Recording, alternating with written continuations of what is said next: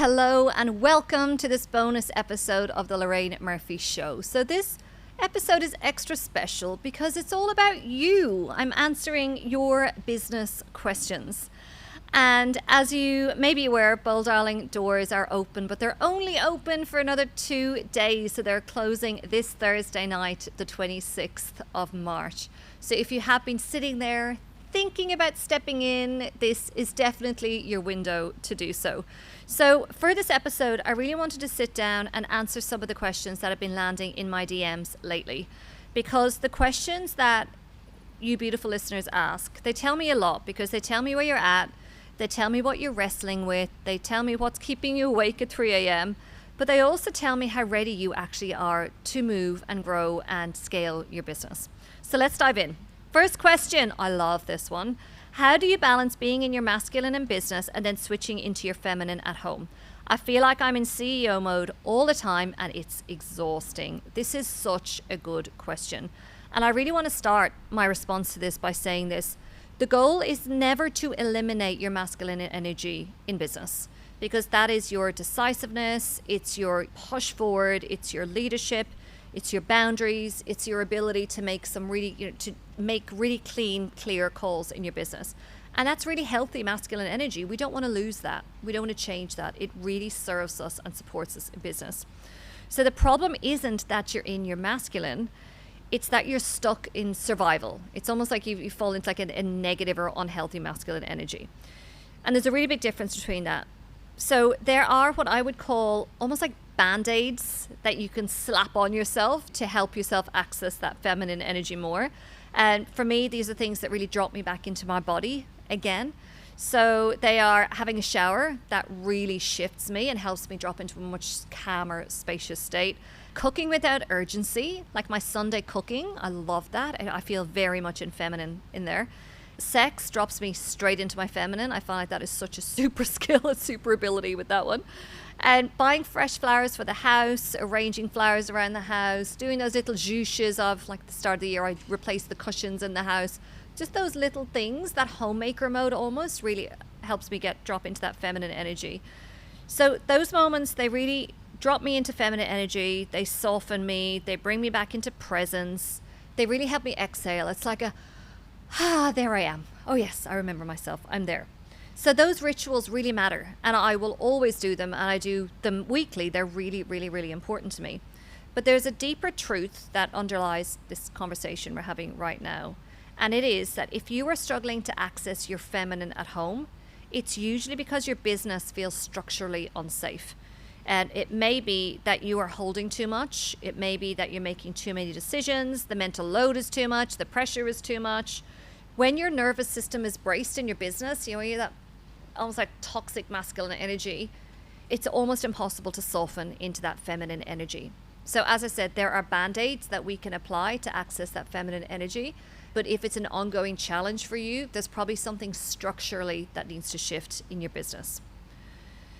So when we think about it, if we're thinking a heterosexual relationship and we're talking about a man, when he's grounded in that really positive masculine energy, he's steady, he's decisive, he's reliable, he's unshakable. That then allows the woman to drop into her feminine because she feels safe and she feels supported, so she can drop. She doesn't have to grip, she doesn't have to control, she can soften. She doesn't need to feel kind of braced and hard. And it's exactly the same in your business. So when your business has clean structure, clean boundaries, strong revenue, a team that you really feel strongly supported by, that's the healthy masculine architecture. And that architecture allows you to soften. So it's not about trying harder to be more feminine or drop into your girly energy. It's actually about building a business that's solid enough so you don't have to stay on that kind of hyper vigilant, hyper alert mode. So if you haven't experienced what that feels like, I understand it can be quite difficult to imagine, but please take my word for it. You can have the showers, you can buy the flowers, you can buy the cushions, to give my example. But if you want to feel it to feel really natural instead of forced, design that business so you can exhale and you can feel held by that business. I love that question. Thank you for that one. Second one, I just got asked this week actually. What's been the biggest shift you have seen in making the biggest difference in your clients' businesses and lives? Identity is my answer to this one. So it's not a new funnel, it's not a pricing model, it's not a platform, it's how they see themselves.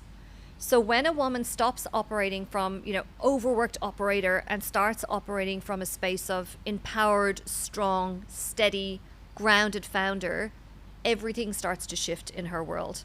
And actually, just before I started recording this episode for you, I had a message. So I check in with all of my one-on-one mentees every week.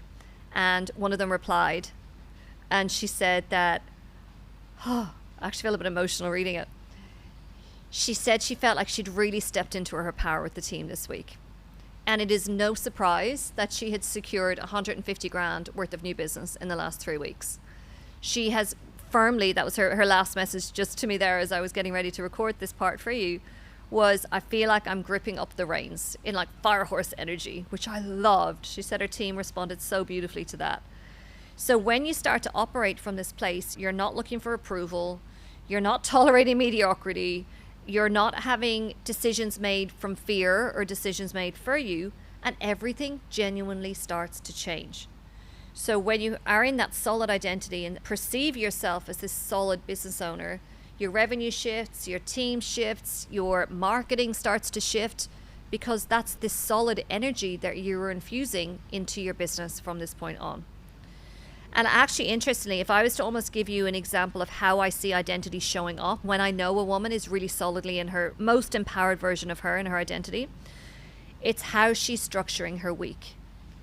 And I was going to talk to you about this in this episode anyway, but then my mentee that I just told you about said to me that one of the biggest changes she's experienced in the last 4 weeks since her and I got together for our 24-hour planning is she spent the entire Thursday in full business development mode. She was out in meetings. Normally she'd been kind of working at home in her business. She was working on her business, doing sales meetings, building demand for her business. So good.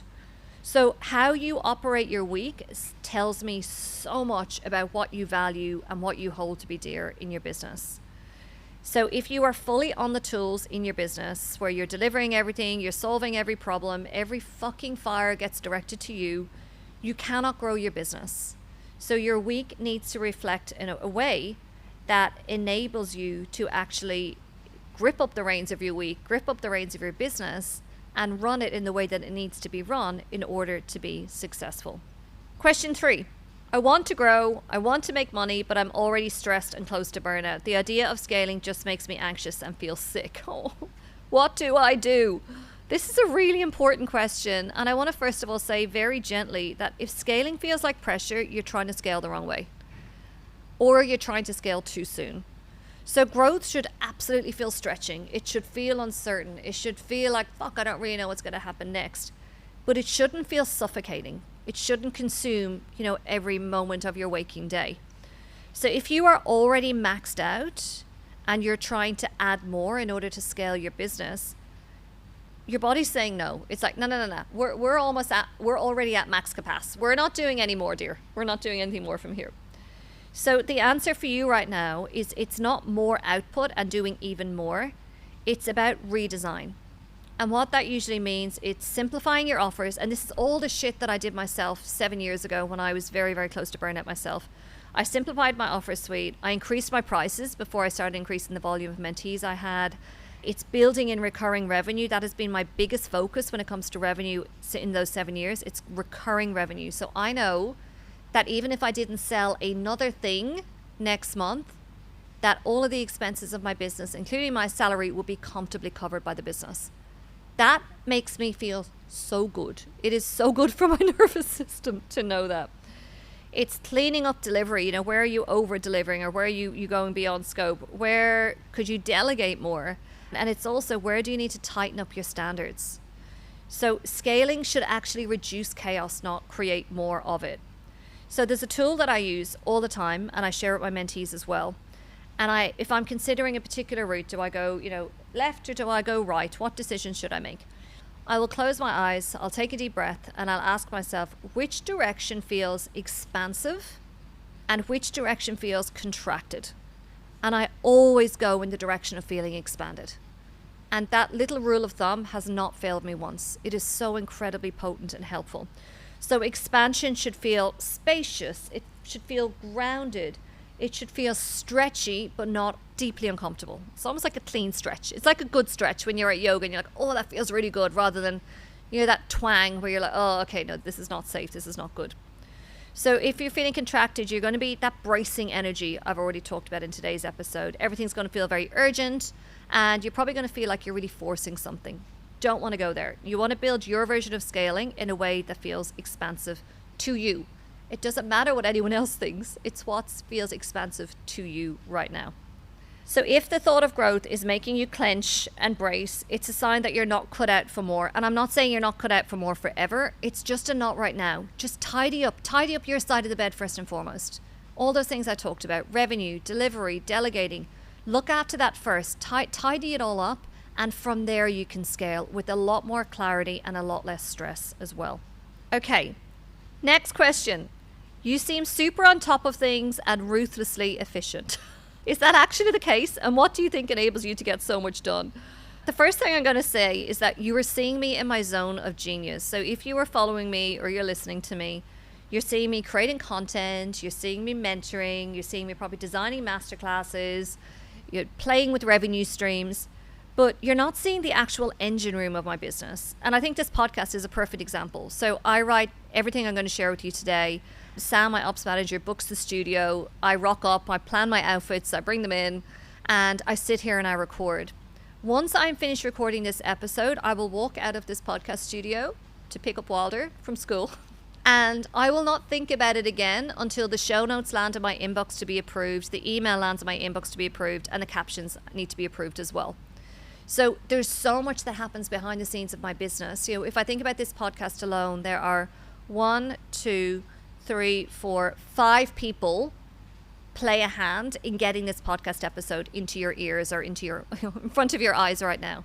So I just want to remind yourself of that. When you see people who you observe to be very efficient and producing a lot, chances are they've got a really awesome team behind them. And that team has obviously built over time. I didn't start the business with that team. And the podcast, as a perfect example, has become a lot more sophisticated, a lot more elevated than it used to be. It used to be me just knocking things together on Zoom in my home office, and now we're in a studio and we do video trailers and we have a podcast producer. There's a whole layer to this. So I just want to say that to you first of all.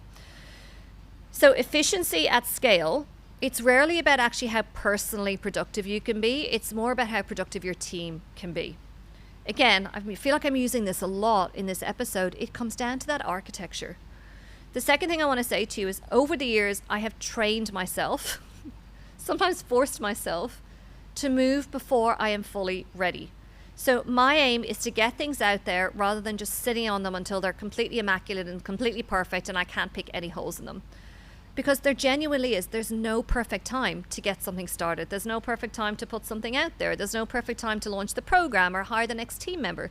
There's never a perfect time. But if there's one thing I've learned, probably lots I've learned, but one particular thing that's relevant to this episode in my 14 years in business is that if you sit on something, it's never going to get moving. So I've been very focused on being a recovering perfectionist and giving myself permission to get things out there and move fast. If things need to be tweaked or changed, or I put something out there, I'm like, oh, that wasn't great, we can always change it later. Very little in my world is irreversible. I'm not doing brain surgery.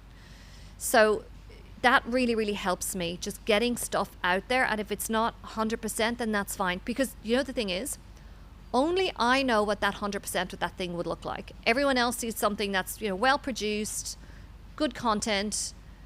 They don't see what I think it could have been. And the very same for you. Your 100% version of something, no one knows that other than you. So I think that has really, really helped me. Just really acknowledging that the perfect conditions, they just don't arrive. So as soon as I have clarity, I get moving. And if it turns out to be, okay, that wasn't probably a great move, then we just unpick the steps a few steps back. It's rarely, if ever, world ending. So really, it's often fear I find behind people getting moving and getting things done. And what I've definitely found is that when I start to build that momentum, I build so much confidence from that. That forward movement. There's nothing more anxiety inducing for me than sitting in that space of inertia. Like nothing's moving forward. So when I can create that positive momentum, it helps hugely. Okay, there are so many other questions that I really wanted to answer, but I need to go get Walter from school. So those are your questions. They're my answers. I'm really hoping that they resonated. I really tried to pick questions that would apply to as many of you listening as possible. So as I said, we've got 48 hours to go until Bold Darling Mastermind close again. And I really want you to notice something from today's episode, that none of you are asking shallow questions. You're talking about identity, energy, structures, leadership, standards. You're not dabbling. The women asking these questions are not dabbling anymore. They're ready for something bigger. So here we are, 2 days before Bold Darling doors close. And if you've been listening to these last few weeks of this show, just really feeling seen, feeling steadied, hopefully feeling challenged, maybe feeling a bit activated and a bit like revved up, then I really want you to see that this is your window. I would love to have you sit closer to me within Bold Darling Mastermind. It's an incredibly special program. It's been going 4 years now. I was going to say 4.5. I'm getting ahead of myself.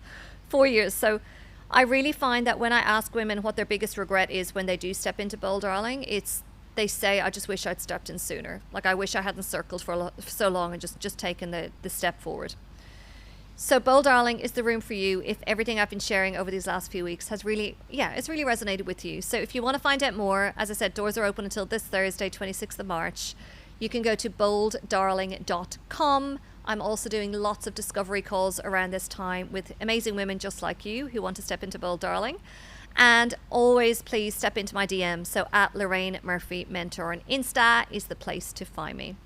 Thank you so much for being part of this bonus episode. This coming Friday, I've got an episode coming to your ears all around the micro habits that I use. So it's a really fun episode. Looking forward to having you join me again then. Thank you.